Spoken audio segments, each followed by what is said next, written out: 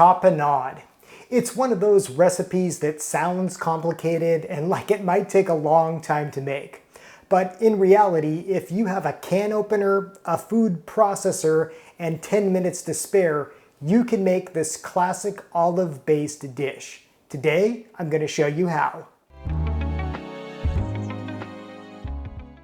Hello and welcome to I Want to Cook. My name is Chef Matt and this channel is all about helping you be a better cook. And today we are making tapenade, which probably brings you to your first question, what's tapenade? Well, tapenade is a classic Provençal condiment and spread, and the main ingredients are olives, capers, some herbs, garlic, olive oil, and lemon juice, and some anchovies. Okay, what's that face for? I know, anchovies, right? They may not sound that great, but trust me, they really make this dish better, and a little bit goes a long way. It gives this dish a nice umami flavor, a nice unctuousness, but if you don't like the thought of anchovies, you can use tuna or you can just skip the fish entirely. Now your second question might be, okay, what do you do with this stuff? Well, tapenade is traditionally served atop crostini, and that's another one of those fancy culinary words that sounds complicated, but it really isn't. All crostini is some baguette that's been sliced up with some olive oil on top and toasted until it's nice and crisp. Tapenade on top of crostini is delicious. Tapenade can also be used as a dip. You can use it with vegetables or any sort of crudité, and you can also spread it on a sandwich, just as you would mayo or any other type of condiment. It's absolutely delicious, and best of all, it's so easy to make. In fact, just gathering my ingredients probably took longer than it takes to actually, well, whirl it all up. Okay, let's make some tapenade. Hey, what do you think of my food processor here? This is my vintage Hamilton Beach. I think it looks so rad. It's kind of like 80s. I bought it at the thrift store years ago for 10 bucks. I love this thing. So anyways, we are going to dump in our olives. I have two 6-ounce cans of olives that have been drained. And you notice I'm using both black and green olives. You could use all black or you can use all green, or you can mix them like I did here. We've also got some capers, and I've got the full recipe in the description below, as well as on my website, iwanttocook.com.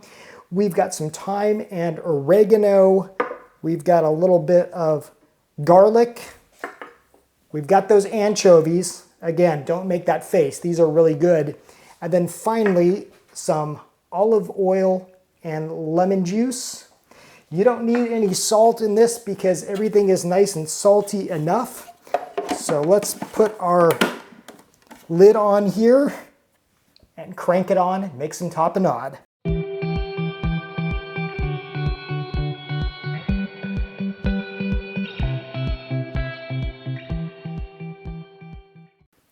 And there we go. We just made tapenade. Now you can make this to the consistency that you like. I like mine a little rougher, a little more thick like this. You can see it's nice and kind of chunky.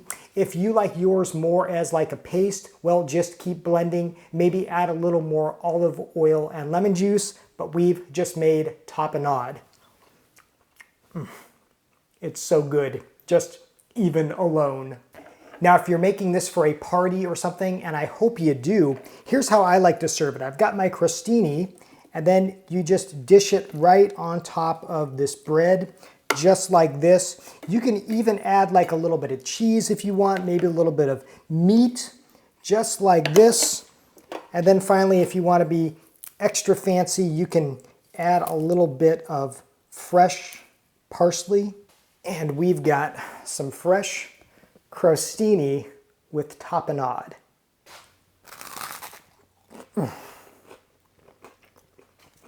I absolutely love this stuff. It is so good. It's salty. It's got that nice bite of olives. You've got just that hint of anchovy for that nice kind of umami. This stuff is absolutely delicious. Okay, trivia time. Last week I asked you to identify this thing, and no, it is not some medieval device. It's a meat tenderizer, and one of the special kind that actually has these needles versus the hammer kind. So several of you got this right. We had Thanatos, Jason Ben 3856, Creamy Jalapeno, and Kissy Cat, who said she might like this in a dark alley. I can't blame her. Meat tenderizer. For this week's trivia, who is going to be the first to identify this thing and what it is used for? Put your answer, put your guess in the comments below, and I will let you know next week. As always, thank you for watching. Thank you for subscribing. Until next time, happy cooking.